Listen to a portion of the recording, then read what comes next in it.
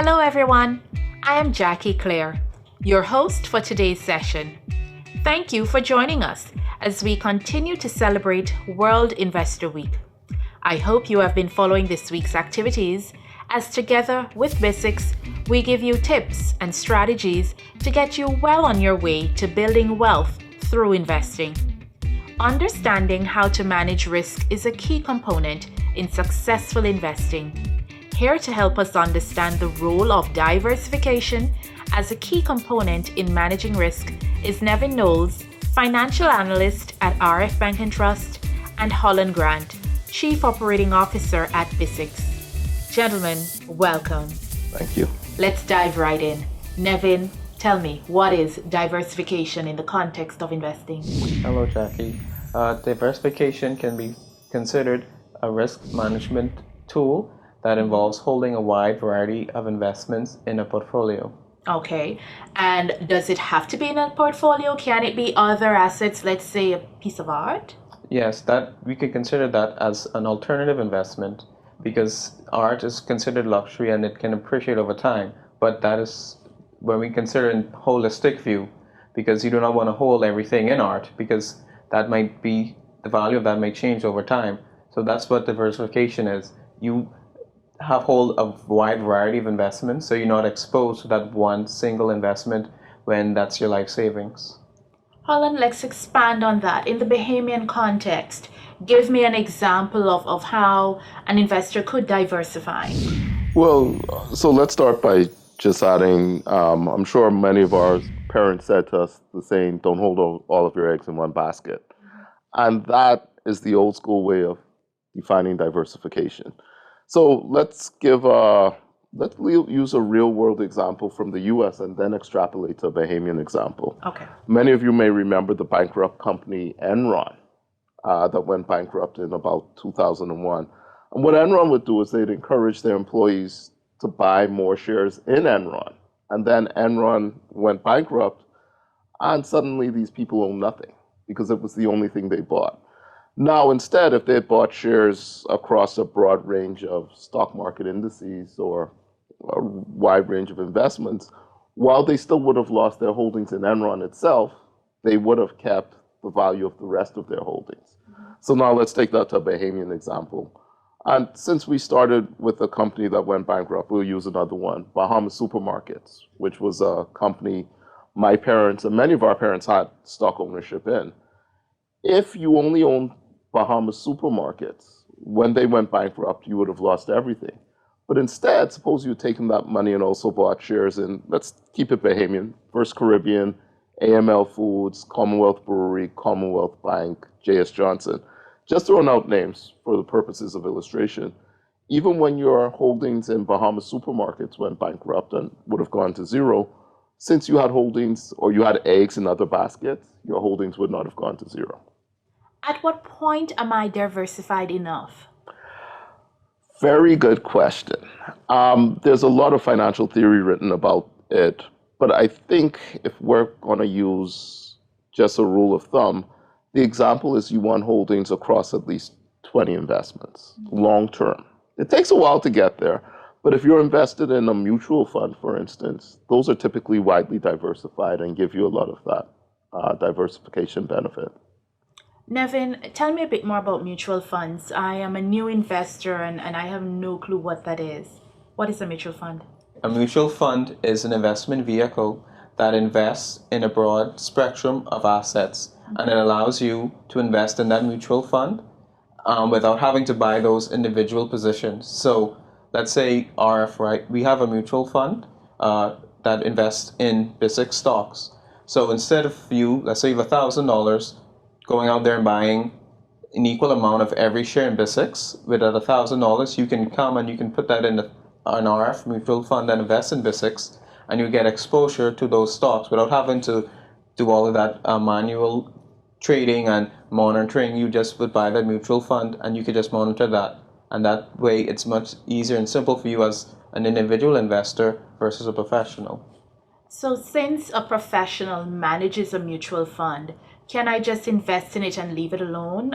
Do I need to check on it? Yes, in any investment you would want to check whenever you think it's it could be weekly, which probably is a little too early, but quarterly, every half a year or yearly. But I would think at least every 6 months, but every quarter is more beneficial because you can see how your investment is doing. So it's important that you check on your investments very regularly, because also you can also call and ask for information. They can educate you on the investments as well. So you don't want to be blind, and you don't want to be uneducated in what you're investing. So it's good to speak to a professional. They can walk you through those things. Just to add something to Nevin's point, I think another important point to realize is just as your needs with age change, so do your financial needs with age change. They change. So a younger person could be investing with the name of building towards a down payment on a mortgage. Or once you're married, maybe you're investing towards your child's college education. Once the children are off, maybe you're investing towards retirement. So one of the reasons you evaluate your portfolio is because your needs and the reasons for that portfolio change, but also your risk tolerance changes. So, I often use the example, my mom's retired. I'm in, I guess some would say, the prime of my working life. What we should be invested in would not be exactly the same because we have different risk tolerances. A 70-something-year-old person should not be in the same thing as someone in their 30s or 40s. On the same token, someone in their 20s may also have a very different risk profile. So those are some other reasons why you constantly monitor and reevaluate your portfolio. As we consider risk and the differences in risk approach based on age, it has been deemed a safe investment to invest in bonds, very low risk. Is that still the case? It is, but as with any investment, you do pay attention to what's going on, and you decide if the weight that you want to have in your portfolio. So we spoke about diversification, and in the first instance, we were talking about securities, but we can also talk about diversification in terms of asset class.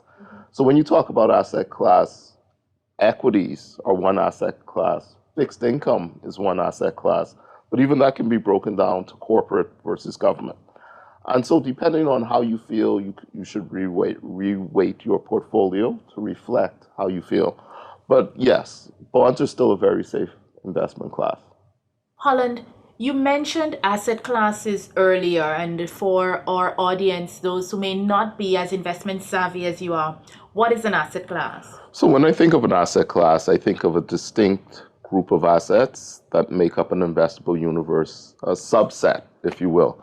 So equities, I would consider an asset class, fixed income, real estate, private equity, which is an important one.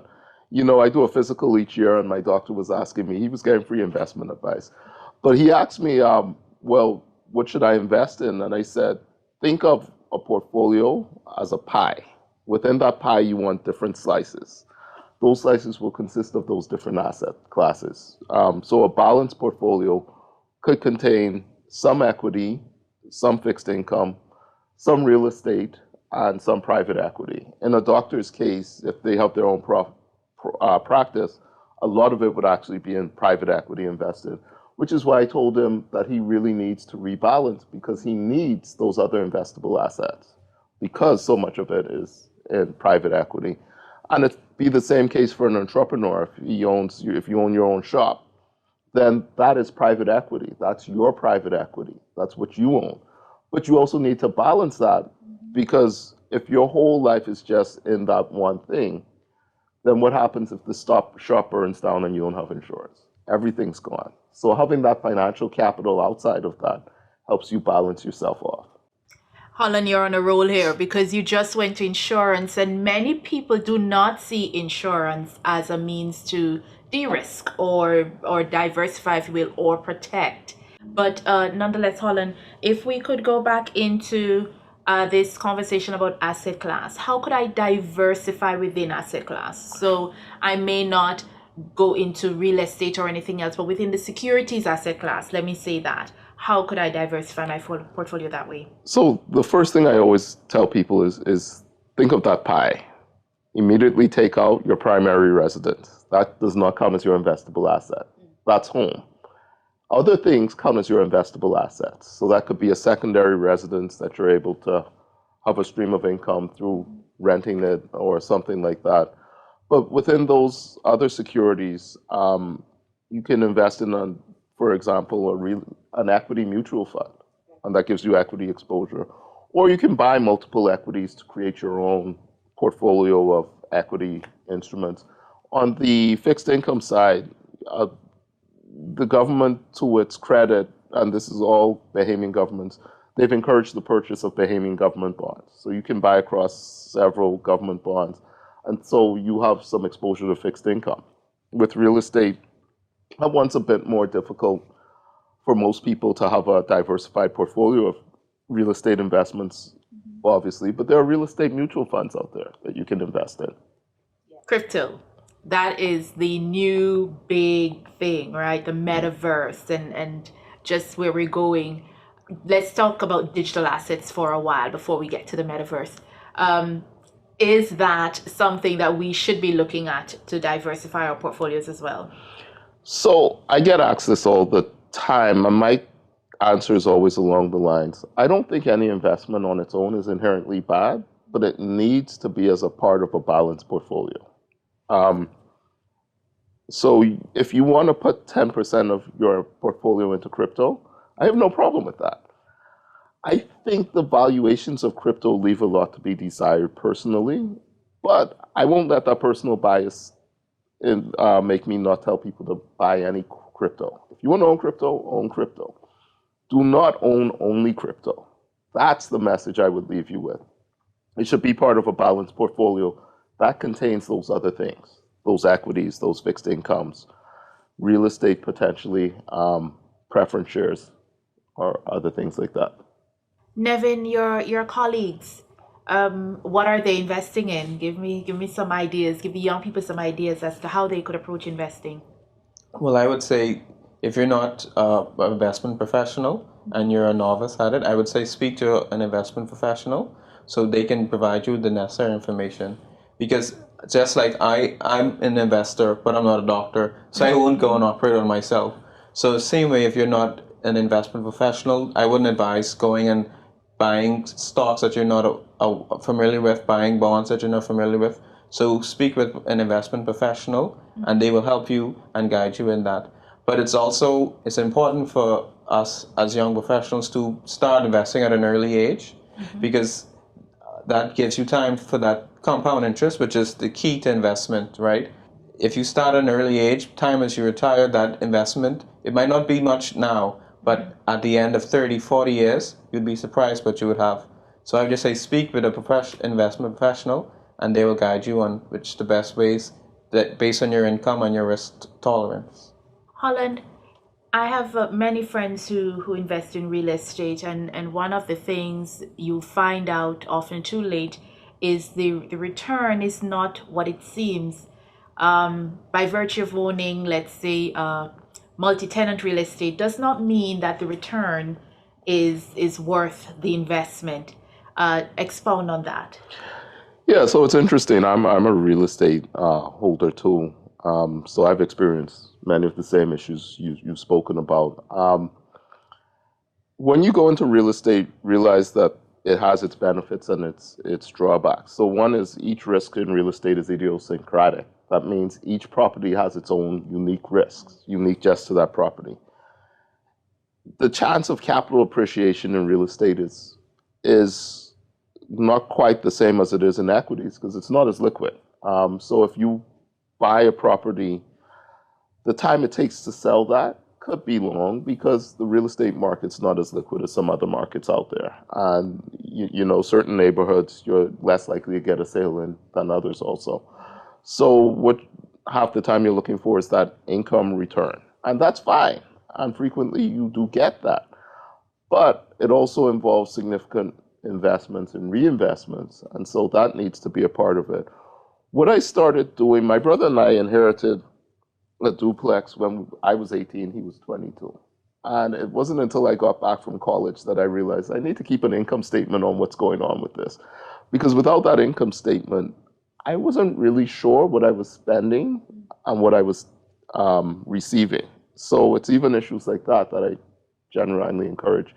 Since we're on the topic, if you're an entrepreneur, I also encourage you to pay yourself a salary for much the same reasons, because your time is valuable, and unless you're truly accounting for it, you don't know what you're actually making from your business.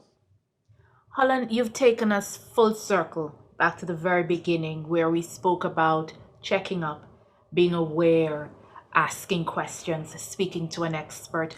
All of these things are a part of investing, very important parts. Closing words from you, Nevin. What would you like to leave with our audience today? I would like to leave that don't be intimidated by the world of investing. It's a great way to build wealth and a great way to build a retirement fund. A lot of persons don't invest, and that when they retire, that leaves them with a big gap in funding their retirement. So I think it's very important for persons of all ages to speak to an investment professional and begin that journey of investing. Holland? Sure. To echo off of what Nevin said, any journey you're taking starts with education. It starts when you're 5, you go to school, but when you're investing too, it means learning, research, speaking to educated people who can help you, but also doing your own research. And we're fortunate we live in this time where there's a lot more access to good information, but also learn to filter between that good and the bad. Awesome. With that, we end today's session. We hope you gained some insights from our guests to help you reach your investment goals. If you have questions from today's session or have other questions about investing in general, feel free to post them in the comments and join us right here this Friday, where our expert panel will answer them live. For the full list of this week's activities, visit rfgroup.com, where you can also set up an appointment with an RF investment specialist if you're ready to dive into investing. Continue to follow us on social media using the handles at RF Bank Trust and at BISX Bahamas to stay up to date on everything that's happening as we celebrate World Investor Week. Until next time, you do take care.